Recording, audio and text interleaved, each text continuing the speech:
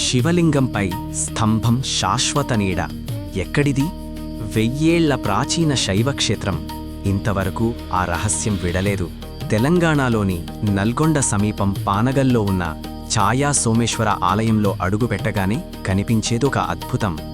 ఏ కాలమైనా ఏ సమయంలోనైనా ఒకే స్తంభం నీడ నేరుగా శివలింగంపై పడుతూనే ఉంటుంది. సూర్యుని దిశ మారినా, ఉదయం, మధ్యాహ్నం, సాయంత్రం మారినా, ఋతువులు మారినా ఆ నీడ మాత్రం కదలదు. ఇది కేవలం భక్తిభావమేనా, లేక ప్రాచీన భారతీయ శిల్పశాస్త్రంలో దాగియున్న ఖచ్చితమైన గణిత రహస్యమా? ఇంకా ఆశ్చర్యకరమేమిటంటే 11వ శతాబ్దంలో నిర్మించిన ఈ ఆలయం త్రికూటాలయం.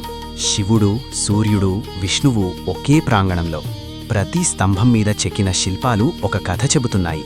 కానీ ఆ నీడ మాత్రం ఎవ్వరికీ సమాధానం చెప్పదు. కొంతమంది చెబుతారు ఇది ఖగోళశాస్త్రం ఆధారంగా చేసిన అద్భుత నిర్మాణమని. మరికొందరు నమ్ముతారు ఇది స్వయంగా శివుడి ఛాయ అని. అయితే నిజమేంటి? ఇది మనుషుల ప్రతిభ లేక దైవలీల?